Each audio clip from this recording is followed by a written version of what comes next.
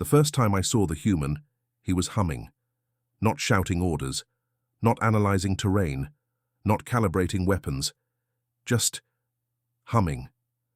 Some soft, off-key tune about a highway to danger, while casually tightening the bolts on a railgun that could vaporize a dropship. This was 2 minutes before we dropped into a war zone, and in that moment, I was completely, utterly convinced he was insane. My name is Ralzek, formerly of the 19th Farlan Tactical Cohort, Light Infantry Division, 3rd Spearhead Unit, recon-trained and pride of the Spiral Arm. We were professionals, disciplined, efficient, 100 years of combat doctrine etched into our bones, which is why when Central Command reassigned a human into our squad, we weren't thrilled. They said he was battle-hardened, that Earth's operatives were unorthodox but effective, that we needed cultural integration to better understand Allied forces. We said nothing, because arguing with Central Command is like trying to shout down a volcano, loud, stupid, and mostly ends with ash in your mouth. Still, we weren't worried. One human couldn't disrupt a squad of 16 battle-ready Farlans. Then came drop day, and that song. We were stacked in the deployment chamber, gravity clamps locking us in as the ship prepped for orbital descent. Standard protocol, silence, synced breath routines, mental link calibration. All quiet, except for the human. He stood at the back, leaning against the wall like it was a bar, helmet under his arm, and lips moving as he hummed. The melody bounced off the walls, something primitive, rhythmic, carried by voice alone. We stared. His name was Logan Bishop. Mid-30s, dark hair buzzed short, lean build, perpetual 5 o'clock shadow. Wore the same armor as us, except his had scratches, and writing on it. Lefty Never Misses was carved into his forearm plating, and on his back. A portable speaker, clipped there like a badge. Our squad leader, Tarek, clicked over the squad channel. Human, cease vocalizations. Logan paused, looked up. What? You don't like Kenny Loggins? Tarek blinked. I do not know that species. Logan grinned. You will. The drop was chaos, always is. Vazari artillery blanketed the Lurok Basin, sky filled with flak, ground churning with energy mortars. We landed 10 clicks from the front and sprinted across a ravine, pushing toward an enemy comms relay. Half our squad moved silent and sleek, standard ghost pattern approach. Logan? He strolled. Gun slung over his shoulder, lips still moving. Singing now. Loud. Right into the danger zone. A sniper bolt cracked past his head. He ducked like it was a mild inconvenience, raised his rifle, and downed the shooter in 2 bursts. Didn't stop singing. We tried to ignore him at first, focused on the mission. But something strange happened. Our comms started picking up enemy chatter, scattered, panicked. They were tracking us, but they kept mentioning the song. That noise. What is that noise? He's singing. He's singing. It's a death chant. They thought Logan was broadcasting some human combat ritual. We let them believe it. And then he leaned into it. By the time we breached the comms tower perimeter, Logan had turned the speaker on. Full blast. Blasting Earth's ancient war music, something called Metallica, I believe. The bass shook my teeth. One Vazari scout tried to flank us. Logan met him mid-charge. Did he shoot? Number. He threw the speaker at the scout's face, then tackled him into a wall. Laughing. Laughing. We neutralized the rest with precision shots, flares, and gas. Logan? He retrieved his speaker and dusted it off like it was sacred. After the mission, we debriefed in the field tent. Tarek paced in tight circles. That was not doctrine. Nope, Logan said, sipping from a metal flask. But it worked. You disobeyed silence protocol. You drew attention. Logan raised an eyebrow. And they panicked. Broke formation. You saw the scan feed. They didn't know what to do with me. Tarek hesitated. He was right. The enemy scattered faster than we'd ever seen. Their front crumbled, Not under fire, but fear. Fear of the guy who sang while charging into fire. I'll admit it, I still didn't trust him. Not then. I thought maybe it was luck, a trick, an accident. But then came Operation Hollow Fang, and Logan didn't just survive, he led. Operation Hollow Fang was supposed to be a routine siege, secure the underground transport nexus, flush out enemy saboteurs, lock down control nodes. We expected resistance. What we got was a slaughter. Ours. It started simple. Entry through the lower tunnels of the Kasari Basin, beneath one of the old mining colonies. Intel claimed light resistance. A few entrenched Vazari holdouts. Maybe 2 squads at most. We brought 4. We thought we'd overwhelm them fast. Instead, they'd been waiting. Traps, counter-ambushes, false exits, EMP mines. The whole structure had been turned into a tomb. For us. First to fall was Squad 9, hit with neuropulse mines. Their screams didn't last long. Our own Squad 6 took the eastern flank. We heard only one last message from their comms. They're already inside. They're in SID. Then static. We locked down, regrouped. The command line broke. It was chaos. I looked over to Logan. Half the squad expected him to crack, maybe panic like the Greenbloods. Instead, he took a long breath, rolled his shoulders, then started whistling, a jaunty little earth tune, something completely inappropriate, something infuriatingly calm. "Stop that," hissed Krell, our recon lead. Logan didn't. He turned, slid a fresh mag into his rifle, and said without breaking rhythm, "If we die scared, they win twice. If we die loud, at least they remember our names." We moved out. I was behind him the whole way, watching, studying. He didn't bark orders, didn't micromanage. He just moved, confident, casual, whistling in the dark like he had a flashlight in his soul. And we followed. Not because we had to, but because he made us want to. At the central junction, they hit us hard. Vazari shock troops, 8-foot-tall brutes in armored carapace suits, plasma pikes, no mercy. We scattered into cover. Return fire was a mess. Tarek took a hit, his left arm gone in a flash of blue light. I froze. For half a second, I froze. Logan didn't. He slid past me, one knee down, rifle up, spraying cover fire with that same stupid grin on his face. Then he stood, fully exposed, and yelled, "You call this a welcome party? I've had worse first dates." Then came the music. He hit his speaker.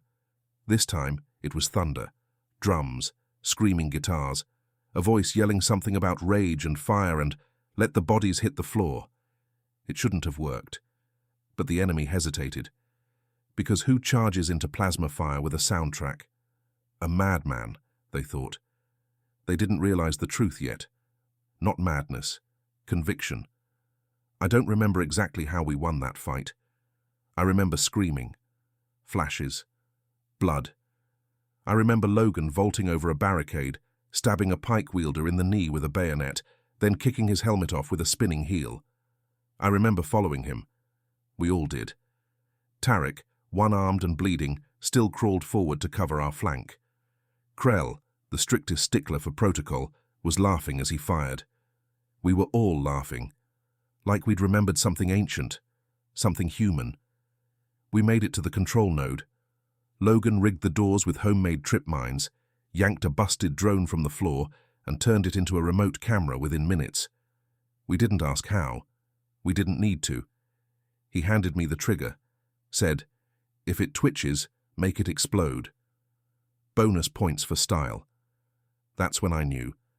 This wasn't just bravery. It was strategy in chaos, theater as warfare, and it was working. After the evac shuttle picked us up, I saw something I never thought I'd see. Tarek, the squad leader, the by-the-book warrior, walked over to Logan, held out his hand. Logan shook it. "Requesting tactical training module," Tarek said. Logan blinked. "You want me to train you?" "Not officially," Tarek said. But I want to understand. How do you turn fear into fuel? Logan smirked. That's not training. That's karaoke night back home. Later that night, under the starlight outside the med bay, I sat beside Logan. He was rewiring his speaker. I asked him something that had been clawing at my mind for days. Why do you sing? He didn't answer right away, just tightened a wire, then leaned back. Because silence is their weapon, he said at last. Fear grows in silence, so I fill the space with something louder, something alive. He looked at me, and it reminds me I'm still here, still me, still human. I'd fought a dozen campaigns, seen hundreds of soldiers, but in that moment, I knew Logan Bishop was something more. He wasn't a soldier. He was a banner, a song that wouldn't die, and we were starting to hum along. They say imitation is the sincerest form of flattery. In war, it's usually the fastest way to get yourself killed. 2 weeks after Operation Hollow Fang, human combat tactics were the hottest topic across the Allied fleets. Everyone was whispering about the singing death worlder. It wasn't just a name anymore. It was a phenomenon. Some commander in the Veltran division tried to replicate it, ordered all human soldiers to play loud music during skirmishes. Others tried to standardize it, wrote entire manuals on psychological suppression through auditory dominance. It failed. Badly. One squad tried to walk into a trap blasting opera, half got wiped before the chorus hit, because they missed the point. It wasn't the noise that scared the enemy. It was Logan.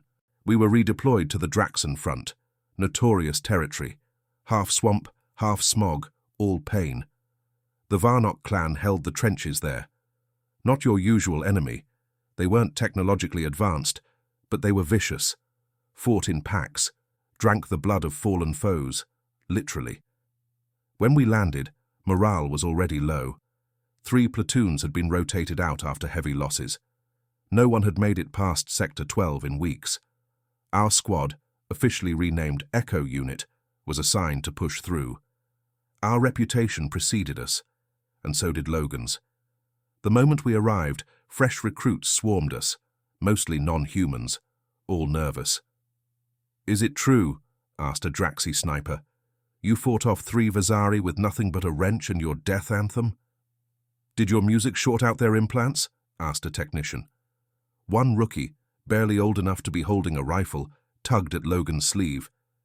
"Can you teach me the song? The one that makes you brave?" Logan knelt beside her. "It's not the song," he said gently. "It's what you do when it plays." Sector 12 was quiet when we arrived. Too quiet. No gunfire. No movement. Just the distant hum of filtration towers and the wet squelch of boots in sludge. Tarek moved us into a staggered advance. Eyes up. Guns ready. "Logan?" He was quiet, which scared me more than if he'd been singing. The ambush hit like a punch to the lungs. Acid mines blew the front line. 2 units vaporized in the first second. Snipers from above. Ground bursters from below. The Varnock were everywhere, cloaked in mud, rising from holes like nightmares. Our left flank broke immediately. Chaos, screaming, calls for retreat. Logan didn't move. He stood in the center of the madness, silent, watching, waiting. Then he clicked on his speaker, and he didn't sing. He roared, "Stand your ground, you magnificent misfits!" Then music, but not like before. This time it was drums, heavy, rhythmic, like ancient thunder. He wasn't performing. He was commanding. He charged the center flank, alone, firing, shouting orders over the beat. "You, flank right! You, set traps on the exit! Ralzek, on me!" I followed. We all did. Because that's what you do when your banner moves forward. You move with it. What followed wasn't a battle. It was a storm. Logan danced through fire like it was rehearsed.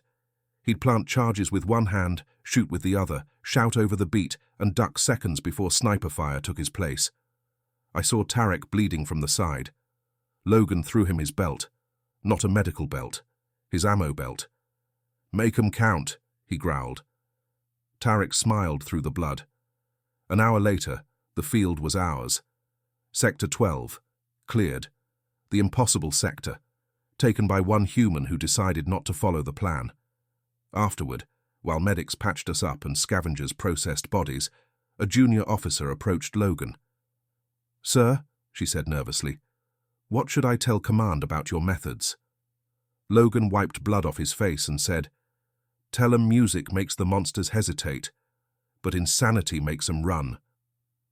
That night, back at camp, the squads gathered around our fire, not for orders, not for drills, but to listen. Logan pulled out his beat-up speaker, set it in the center, and didn't hit play. He looked at us, wounded, tired, alive, and said, "Next time, you pick the song." That was the moment we stopped being a squad and became a movement. Some enemies run when they hear the music, some freeze, but there's always one who steps forward instead, the one who doesn't flinch, doesn't blink, doesn't even blink, and that's the one you've got to worry about. Our next assignment was political suicide disguised as a recon operation. Deep Space Outpost, Graven's Scar. Once a human mining site, now a ghost station occupied by an unknown entity. Last intel drone that entered transmitted one clear image before going dark. A single word etched into the wall in plasma burns. Come. Command, in its infinite brilliance, decided to send Echo Unit. Why? Because apparently if anyone was going to piss off the devil and walk out humming, it'd be us. Logan was unusually quiet during the drop.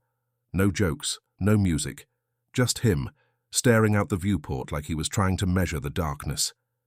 Krell nudged him. "You all right?" Logan answered without turning. "I think we're about to meet someone who isn't impressed by soundtracks." The station was wrong. Not damaged, not destroyed. Hollow. Like someone had scooped out the soul. No lights, no hum, no echo from our steps. It felt like walking into a memory that didn't want to be remembered. And then we met him. Or it. It wasn't loud this time. It was subtle. A single, haunting guitar riff. An old earth tune, bluesy and raw. Logan didn't shout. He just stepped forward and sang. Software soulful. "I've seen fire and I've seen rain." We froze. The thing didn't. It moved. Fast. Too fast. Logan ducked under a swing that shattered bulkhead plating. Rolled, still singing. "I've seen sunny days that I thought would never end," the creature snarled. "You mock me with noise?" Logan smiled. "Number, I remind you that I'm still me, and I don't go down quiet." Then the real fight began. I wish I could describe it. But there's no footage. No one even remembers it the same way. Some say Logan moved like lightning. Others swear he danced. He didn't win, not in the way wars measure winning, but he survived. He made it leave. The thing, the apex, the ancient, the unblinking, backed off. Not because Logan hurt it, but because it realized it couldn't break him. And for a creature born to conquer, that was a scar too deep to risk. When we evac'd, no one spoke for a while. Then Logan, limping, bleeding, half-conscious, whispered, "Next time, someone else sings." We laughed. Tarek looked around. "You say that every time." Logan grinned through split lips. "And every time, I mean it." That night, across Allied channels, something strange happened. Soldiers from 3 species sent in their own songs, hummed during patrol, tapped rhythms on the inside of drop pods. We didn't start a trend. We lit a fuse, and the galaxy was starting to drum along. They say when a human sings before battle, it's either bravery or madness. With Logan, it was prophecy. We were stationed at Outpost Hera 9, an old orbital fortress at the edge of contested space. It had one job: watch the rift. The rift wasn't a place, it was a tear, in space-time, in logic, in reality. Nothing came out of it for centuries. Then something did. We called them the Unformed, not because they looked strange, because they looked like nothing. darkness in the shape of regret, shadows that walked, echoes with teeth. Our fleets fell back. Our drones dissolved mid-flight. Even AI systems refused to describe what they were seeing. And Hera 9 was next. Command sent orders. Hold the line at all costs. No evac. No reinforcements. Which is military speak for, you're all very politely screwed. We knew it. Logan knew it. He didn't argue. He just pulled out his speaker. It was cracked, dented, and held together with glue and spite. "What song are you playing?" I asked, my voice shaking. He looked at me, calm, steady, and said, "I'm not." He handed the speaker to Krell. "Your turn." Krell blinked. "Me? You've been practicing that Terran anthem in the showers for weeks. This is your solo." Krell stammered. I'm not ready." Logan put a hand on his shoulder. "None of us ever are." And that was the moment we realized. He wasn't leading us anymore. He was lifting us. When the unformed arrived, we were ready. Not with superior firepower, not with defenses, but with a chorus. One by one, the squad joined in. Voices from different planets, different species, singing off-key, off-rhythm. It was terrible and beautiful, because it meant we weren't alone. We were still human, even if we weren't all born on Earth. Logan walked into the rift, alone. No weapons, no music, just a smile. No one knows what happened inside. The rift closed behind him, and it hasn't opened since. 3 weeks later, a recording was found in Hera 9's backup server. One final message. Logan's voice, calm, confident, a little hoarse. "If this reaches you, I'm probably gone, but you don't need me anymore." Pause. You never did. Click. Today, every Allied squad carries a speaker, not to mimic Logan, but to remind themselves, when death stands at the door, you sing anyway, because sometimes the song outlives the soldier, and that's how you win.